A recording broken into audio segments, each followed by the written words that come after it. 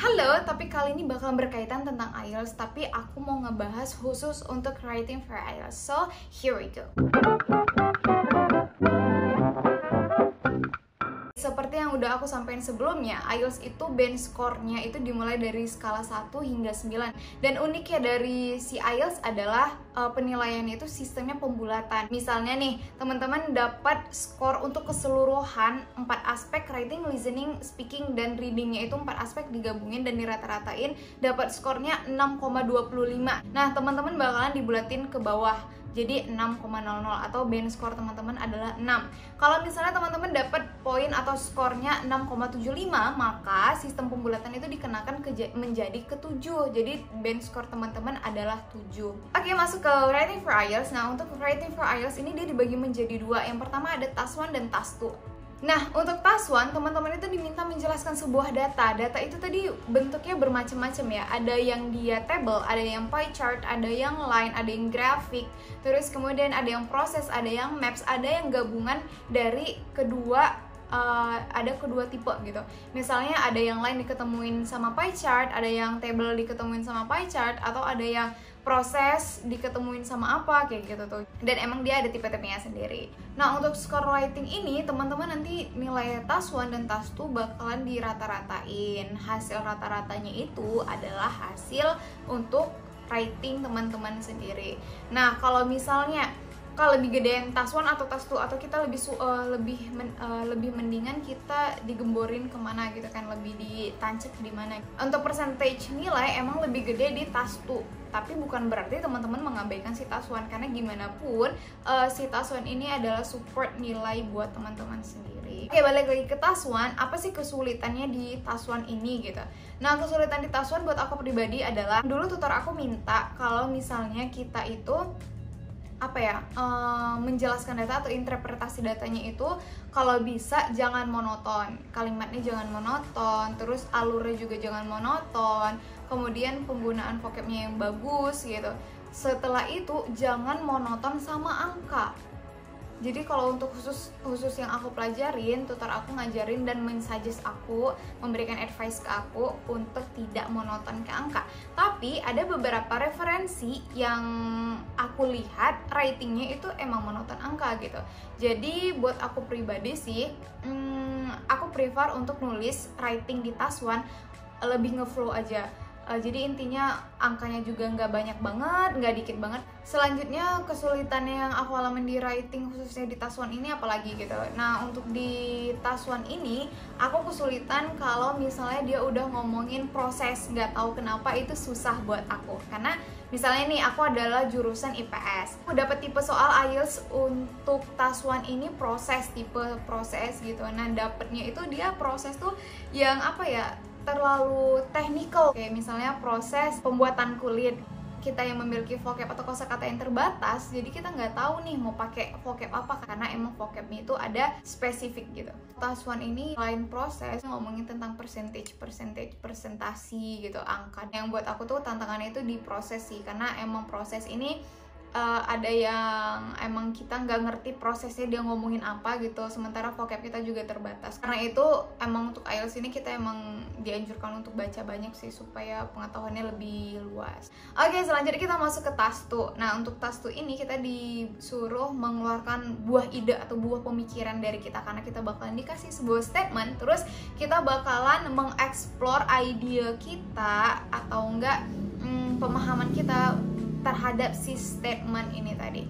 Untuk si task 2 dia juga memiliki tipe-tipe yang berbeda setiap soalnya. Ada yang cause effect, agree disagree, ada yang discuss but views, terus kemudian ada yang advantage disadvantage gitu. Nah, setiap soal itu berbeda-beda. Jadi biasanya ketika dia dikasih soal atau enggak, biasanya ada soal dia bakal nanyain kalau misalnya untuk ngomongin si discuss but views gitu kan, karena dia bakalan ngomongin tolong diskusiin kedua topik tersebut dan berikan opini kamu gitu. Kalau untuk yang advantage disadvantage, dia bakalan nanya, jadi berdasarkan statement di atas, topik tersebut lebih banyak kelebihannya atau kekurangannya kayak gitu. Dan kalau misalnya ada solution, ada efek solution, nanti kita bakalan dimintain solusi. Terus ada yang macam-macam deh. Kemudian untuk penilaian dari writing ini dia ada 4 poin yang harus dinilai dari tulisan teman-teman. Yang pertama ada TA, yang kedua ada CC, yang ketiga ada LR, yang keempat ada GRA. TA adalah task achievement. Apakah jawaban atau tulisan teman-teman tersebut menjawab sebuah pertanyaan tadi?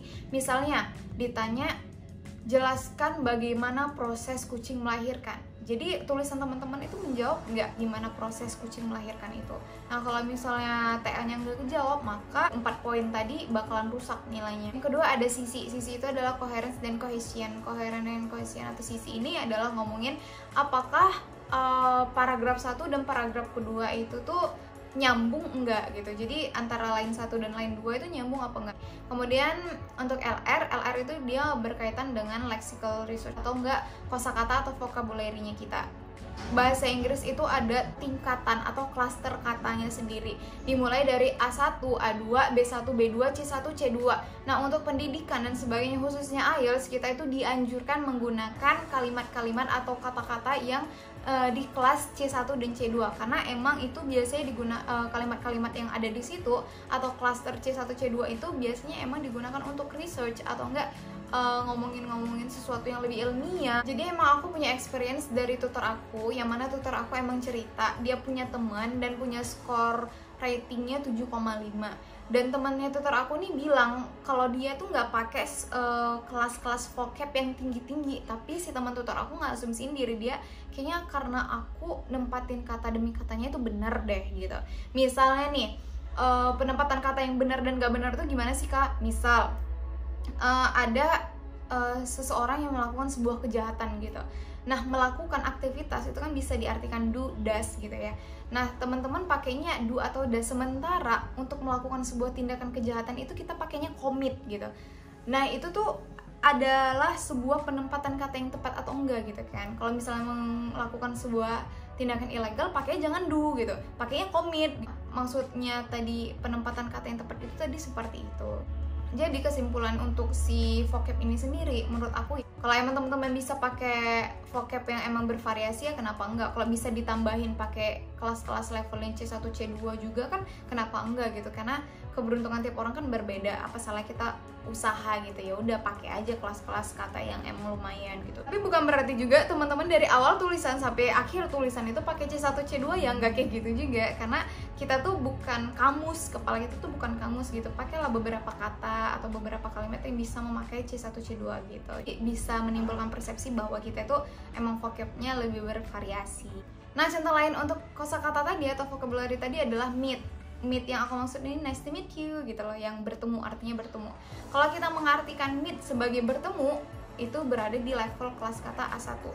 Nah, kalau untuk di kelas lainnya ada nggak sih Kak? Dia memiliki arti lain nggak sih Kak? Ada, dia memiliki arti lain, yaitu salah satunya memenuhi atau dipenuhi. Jadi kalau misalnya kita memakai atau mengartikan meet sebagai dipenuhi atau memenuhi, itu kelas katanya berbeda lagi, yaitu dia di level C1 gitu. Nah, artinya di sini sebuah kata itu kan bisa kita gunakan bervariasi kan, apakah dia mau kita pakai di kelas yang mana, di kelas yang mana. Kak, cari tahu sebuah kata itu di kelas C1, C2, A1, A2 itu di mana sih Kak? Nah, kalau aku tuh di kamus offline aku nggak tahu ya ada apa nggak, tapi kalau misalnya di kamus digital aku tuh pakainya Cambridge Dictionary dan Oxford Dictionary. Nah, aku rekomendasinya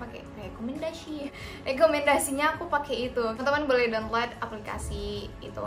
Yang terakhir adalah GRA. GRA itu kepanjangan dari grammatical atau grammar and accuracy gitu. Pokoknya dia ngomongin grammarnya kita dan keakurasian suatu tulisan kita gitu, suatu tulisan kita gitu.